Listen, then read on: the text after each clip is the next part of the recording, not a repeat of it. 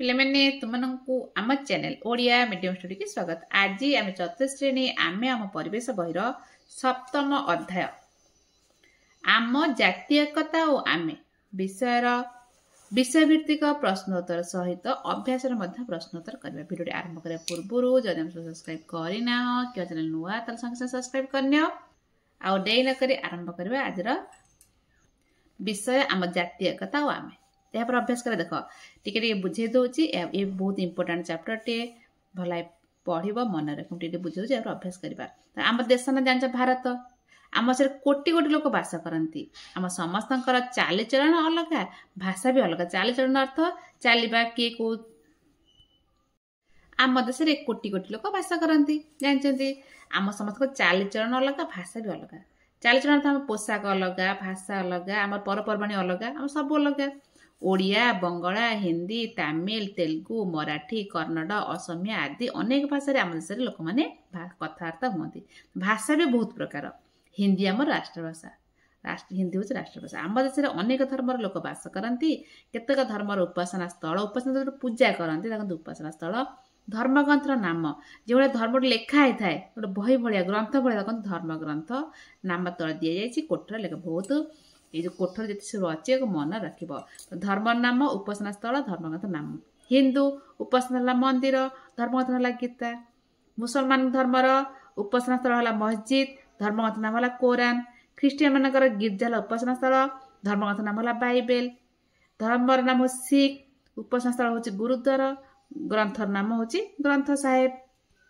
बौद्ध धर्मर उपासना स्थल हूँ बौद्ध विहार आ धर्मग्रंथ नाम त्रिपिटक। ये बेसी मन रख यहाँ यापर आम देश जलवायु भूमिरूप भिन्न सब अलग। ये आम खाद्य पोशाक वेशभूषा भिन्न भिन्न किंतु आम समस्ते मिलमिशि चलू समस्त सुख दुखर भाग नेऊ पर्वपर्वाणी को एकाठी पालू अन्यर विपद बेले साहाय्य करू। देशर उन्नति आम समस्त लक्ष्य देशर समस्त भाषा चालीचलन पोशाक सब अलग हेल्ले आम लक्ष्य कौन हो देशर उन्नति। आम निजको गोटे मार पुओ झील बोल मन करू माँ किए भारत मार। एत भिन्नता थाई आम समस्ते देश विदेश में आमको भारतीय बोली परिचय दो। आम देश बाहर को पलैया भारत बाहर को पलैया आम कौन कह आम भारतीय बोली कहवा। यह हूँ आम जातिर एकता यह जातीयकता। ये एकता जो आम भारतीय बोली गर्व अनुभव करूँ। आम आम भारतीय एकता रक्षा करने निमंते विभिन्न समय परीक्षार सम्मुखीन होता। इंग्रेज मैंने आगुरी अतीत शासन लोक शासन करते इंग्रेज मैंने करुले। आम महात्मा गांधी जातिर पिता किए सी ना महात्मा गांधी द्वारा एकजुट हो विरुद्ध लड़िलु से आम शक्ति साहस एकता निकट में हार मानिले। आम देश छाड़ी पढ़ाइले क्या पढ़ाइले इंग्रेज माने महात्मा गांधी सांगर मिसी भारतीय मान एकाठी हेले से साहस नीति कथा एवं आम भारतीय मानकर एकजुट फल एकता फल इंग्रेज मैंने आम देश को छाड़ी पढ़ाइले। आम आम देश शासन आम हाथ को नेलु आम निज इच्छा अनुसार शासन कलु। यहीपरि आम एक स्वाधीन देशर नागरिक रूपे परिगणित हेलु। से पढ़ले कौन एति करने कौन तुम्हें जानते स्वतंत्र संग्रामी मान नाम लेख। तुम जानते ओडिशा ना लेख ओडिशार स्वाधीन संग्राम लेख प्रथम है गोपबंधु गोपबंधु उत्कलर मणि गोपबंधु दास।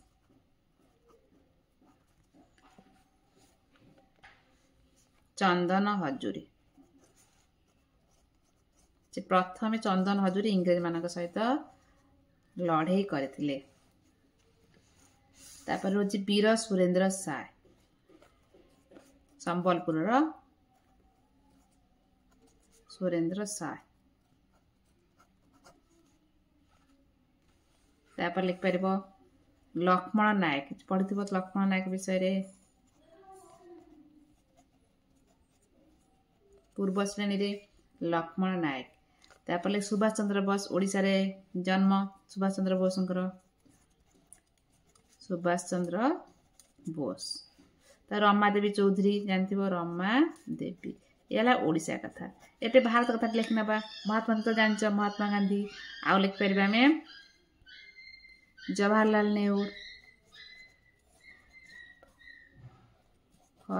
नेहरू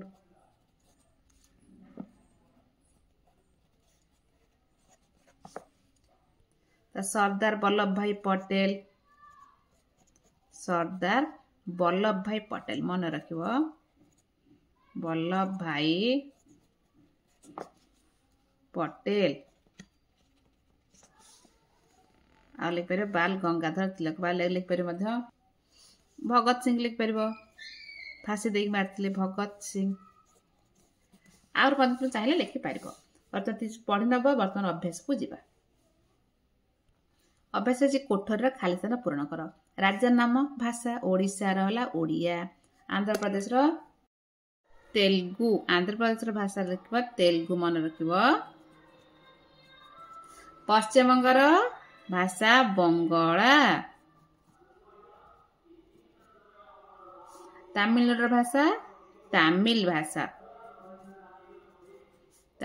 भाषा कर्नाटक कन्नड़ भाषा उत्तर प्रदेश हिंदी भाषा 2 नंबर खाली स्थान पूरण कर देख एठारे धर्म उपासना स्थान एटा ग्रंथर नाम आम हिंदू मानकर मंदिर है उपासना स्थान धर्म ग्रंथ नाम है गीता से कोरान दे कौन धर्म ग्रंथ नाम एटा कहार मुसलमान लिखदेव तो मुसलमान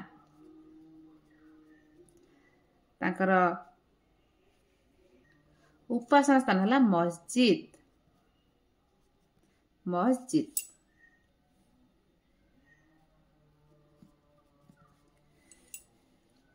गिरजा उपासना स्थान गिरजा धर्म हो ख्रीस्टियन लिखदबा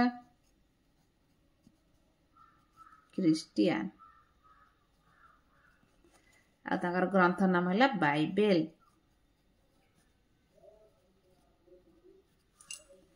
से भली सिख है धर्म है सिख तांकर उपासना स्थान है गुरुद्वार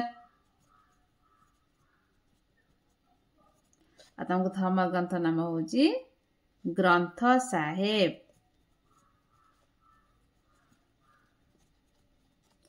तापर देख बौद्ध विहार धर्म हूँ बौद्ध धर्म ताकर ग्रंथर नाम हूँ त्रिपिटक